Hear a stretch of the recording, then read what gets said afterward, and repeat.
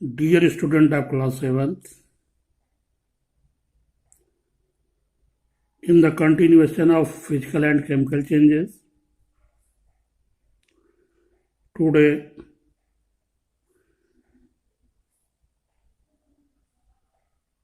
reaction between copper sulfate solution and iron. We will see what happened when copper sulfate mixed to iron. So open page number 85. In the last paragraph, heading reaction between copper sulfate solution and iron.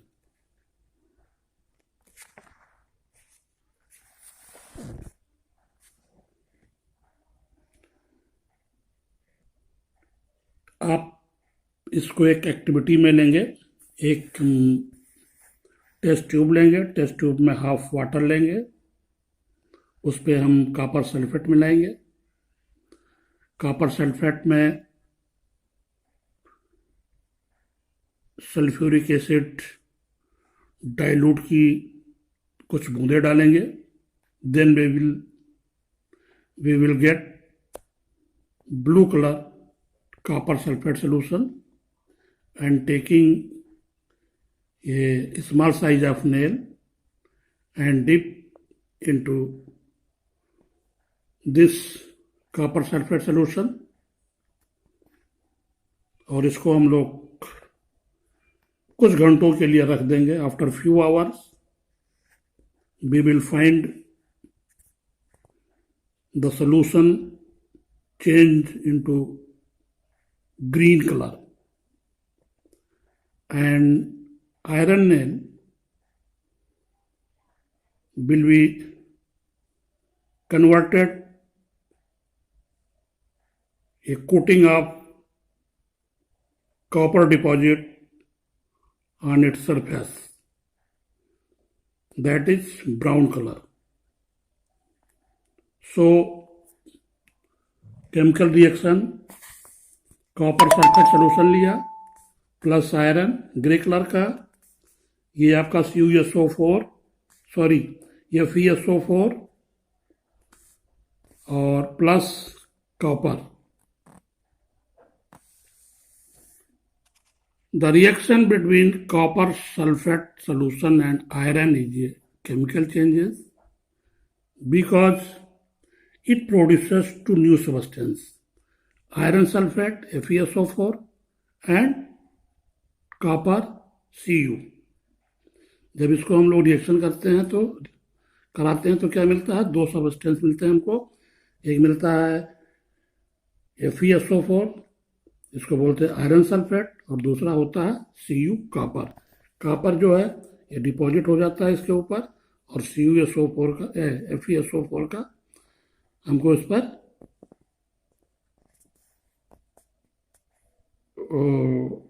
Dilute solution मिलता है। So this is a kind of chemical changes and importance of chemical changes.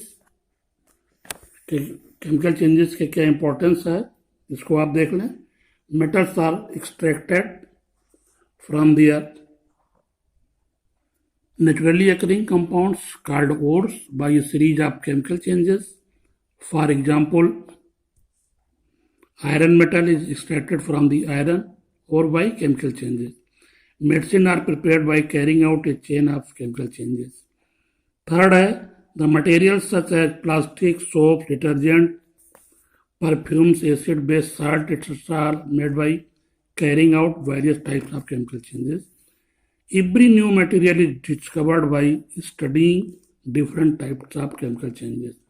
कोई भी नया material जब हम लोग discover करते हैं तो हम लोग केमिकल चेंजेस के द्वारा, और प्लास्टिक, साबुन, डिटर्जेंट और परफ्यूम, एसिड, बेसेस, साल्ट, ये सब जो चीज़ें हम लोगों को मिलती हैं ये हम लोग केमिकल चेंजेस से ही प्राप्त करते हैं। Differences between physical and chemical changes, इधर आपके फिजिकल चेंजेस हैं 4 पॉइंट एंड केमिकल चेंजेस में भी 4 पॉइंट है. इसको आप note down on your fair copy and it is very important. Differences between physical and chemical changes. So we are going to discuss a protective shield of ozone. I am going to tell you about ozone. Ozone is a very harmful gas. The ozone layer in the upper atmosphere is very useful. ये atmosphere में सबसे upper layer की होती है. And ozone absorbs ultraviolet radiation coming from the sun. जो सूर्य की रोशनी से अल्ट्रावायलेट रेज आती हैं, ये ओजोन लेयर उसको जो है breaks down to form oxygen, इसको ब्रेक करके ऑक्सीजन में कन्वर्ट कर देती है. अल्ट्रावायलेट रेज क्या करती है ये जान लें हम लोग. Ultraviolet radiation can cause skin cancer, damages our eyes and plants.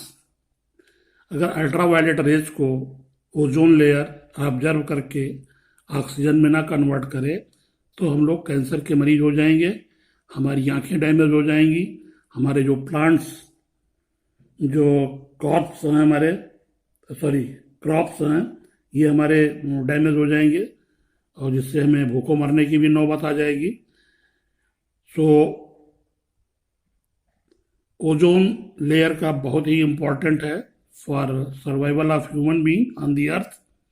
पृथ्वी पर मानव के सर्वाइवल के लिए बहुत ही इम्पॉर्टेंट है. The ozone layer in the atmosphere acts as a natural protective shield. ये प्राकृतिक रूप से ये गॉड गिफ्टेड है, ईश्वर प्रदत्त है और एक तरह से ये शील्ड का काम करती है against the harmful ultraviolet radiation coming from the sun. जो सूर्य से अल्ट्रावायलेट रेज हार्मफुल आती हैं उनको ये फिल्टर करके और उनको वो तोड़ के ऑक्सीजन में कन्वर्ट कर देती है, बाकी को रिफ्लेक्ट कर देती है. So it is very important.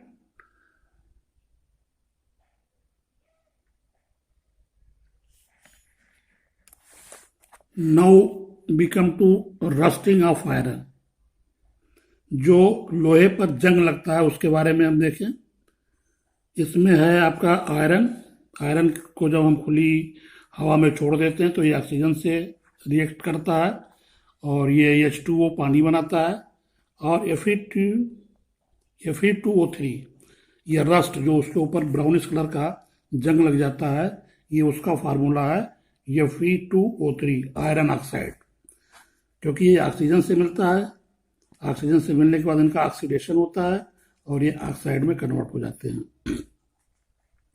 तो when an iron object is left in damp air for a considerable time it gets covered with a red brown flaky substance called rust. This is called rusting of iron. जब हम लोग इसको खुली हवा में छोड़ देते हैं या पानी के संपर्क में जब ये आते हैं तो ये ऑक्सीजन से रिएक्ट करके H2O और Fe2O3 आयरन ऑक्साइड बनाते हैं. रस्टिंग ऑफ आयरन ये केमिकल चेंज, एक प्रकार का रासायनिक परिवर्तन है और इससे बचने के लिए we can also usually see the formation of some rust on iron grills, iron railing, iron pipes, iron nails, old cars, bicycle and steel bridges, etc.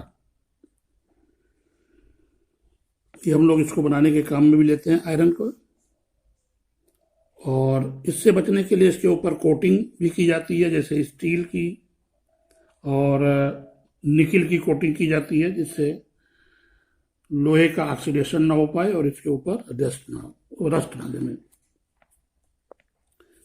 Conditions necessary for rusting. Rusting के लिए क्या आवश्यक है? इसके लिए presence of oxygen. Oxygen का होना बहुत जरूरी है. इसका मतलब हवा का होना जरूरी है क्योंकि हवा में ही ऑक्सीजन मिलेगा. दूसरा है प्रेजेंस ऑफ वाटर और वाटर वेपर, या तो पानी हो या तो पानी का वाष्प हो, कॉल्ड मॉइस्चर। अगर हवा में मॉइस्चर है तो वहाँ से भी हम लोग क्या मतलब ये अट्रैक्ट कर लेते हैं, लोहे का जो भी सबस्टेंस होगा ये वाटर वेपर को खींच लेता है और उसके साथ ये रिएक्शन कर लेता है। And damp air alone provides both the things, oxygen and water, required for the rusting of iron to occur. Ordinary water also supplies both the things, oxygen and water, needed for the rusting of iron. जो सामान्य पानी है वो भी जो है oxygen और water की वजह से ये rusting needed for the rusting of iron, iron को रस्टिंग के लिए काफ़ी है।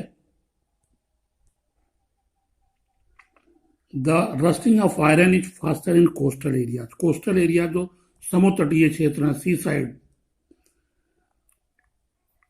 Because the air at those places contains more water vapour, क्योंकि वहाँ वाटर वेपर काफ़ी अच्छा होता है तो इसलिए वहाँ पर इसकी संभावनाएं और ज़्यादा हो जाती हैं।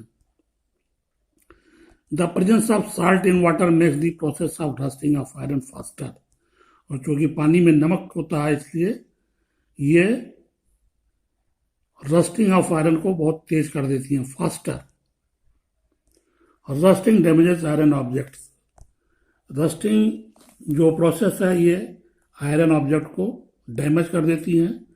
How do we prevent rusting, इसके ऊपर हम लोग निकल की पॉलिश भी कर सकते हैं, और there are so many things, painting भी है, फिर prevent by applying grease, grease भी लगा सकते हैं, ऑयल भी लगा सकते हैं। रस्टिंग से बचने के लिए गैल्वेनाइजेशन होता है, जिंक मेटल की कोटिंग हो जाती है, और क्रोमियम की भी कोटिंग करते हैं हम लोग। क्रोमियम क्योंकि महंगा पड़ता है, और इसको जो है आयरन को अगर हम लोग स्टेनलेस स्टील में कन्वर्ट कर दें तो भी हम लोग इससे बच सकते हैं।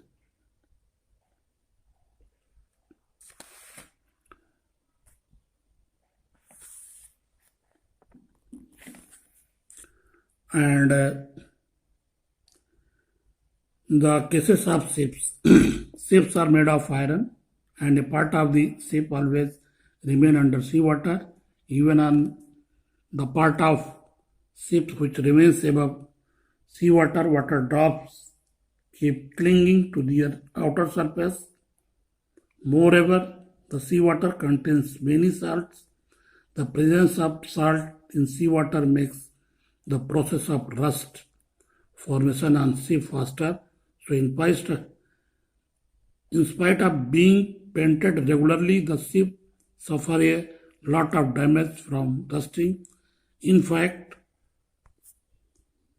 the damage caused by rusting is so much that a fraction of ship's iron has to be replaced every year. This causes a lot of monetary loss to the world. जो हमारे यहाँ समुद्र में जहाजें होती हैं बड़ी बड़ी सी, इनमें हमारा बहुत ही मॉनेटरी लॉस होता है, क्योंकि ये रस्टिंग की प्रॉब्लम बहुत ज़्यादा होती है यहाँ पे। कारण क्योंकि जिस एरिया में ये मूव करती हैं उस एरिया में साल्टी वाटर होता है, और साल्टी वाटर रस्टिंग के लिए बहुत ही फास्टर वर्क करती है। So there are so many monetary loss of the entire world. Then we come to crystallization. Seawater contains salt dissolved in it. We have learned in previous class that salt can be separated from seawater by the process of evaporation. The process of evaporation is not a good technique of separation because sea water को हम evaporation के द्वारा separate नहीं कर सकते हैं. The soluble impurity do not gate remove in the process of evaporation, क्योंकि evaporation के प्रोसेस में हम जो इम्प्योरिटीज हैं, जो अशुद्धियां हैं जो पानी में घुली हुई हैं, इनको हम दूर नहीं कर सकते हैं of A salt solution. Salt के लिक्विड को, पानी में घुली हुई अशुद्धियों को हम इवापोरेशन के द्वारा दूर नहीं कर सकते. So the salt obtained by evaporation is not pure. Evaporation के द्वारा प्राप्त किया गया साल्ट प्योर नहीं है. The crystals of salt obtained by the process of evaporation are small and the shape of crystals can not be seen clearly. और crystal के shape को हम लोग अस्पष्टतया देख नहीं सकते हैं. So crystallisation is an example of a physical changes. Crystallisation एक प्रकार का केमिकल फिजिकल चेंज है. The process of cooling a hot concentrated solution of a substance to obtain crystal is called crystallization. The solid particles having flat surface, straight edges and regular shapes are called crystals. Many substances from crystals. The process of crystallization used to obtain large crystal of a pure solid substance from the impure solid substance.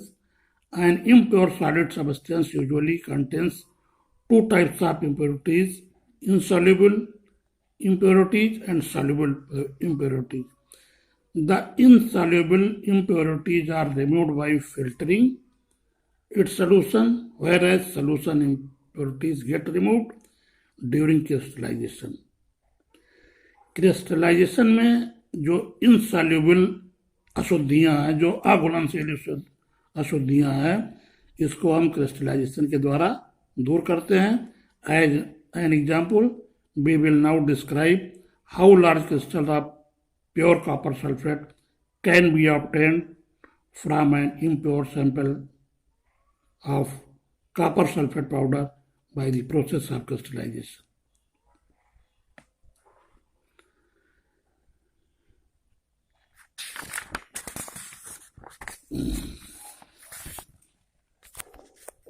ये आपका hot and concentrated copper sulphate solution है. Beaker में रखा हुआ है, burner के ऊपर रखा गया है. ये इसमें आपका कॉपर सल्फेट के जो क्रिस्टल पड़े हुए हैं. इसका प्रोसेस है कि impure copper sulphate powder can be purified by the process of crystallization to obtain large crystal of pure copper sulphate. This is done as follow. Take about 100 ml of water in a beaker. 100 ml water beaker में लेना होगा and a few drop of dilute sulphuric acid. इसमें कुछ बूंदे H2SO4 की dilute डालिए.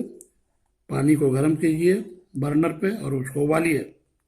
Add copper sulphate powder और धीमे धीमे करके कॉपर सल्फेट पाउडर को डालिए to the hot water with constant stirring और इसको हिलाते रहिए. Continue to add copper sulphate till no more copper sulfate can be dissolved. This will give us a saturated solution of copper sulfate. जब तक ये घुलता रहे आप इसको घुलाते रहें. Filter the hot saturated solution of copper sulfate to remove insoluble impurities.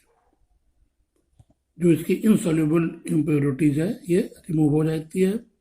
Allow the hot and concentrated solution of copper sulphate to cool slowly, धीमे धीमे इसको ठंडा करे।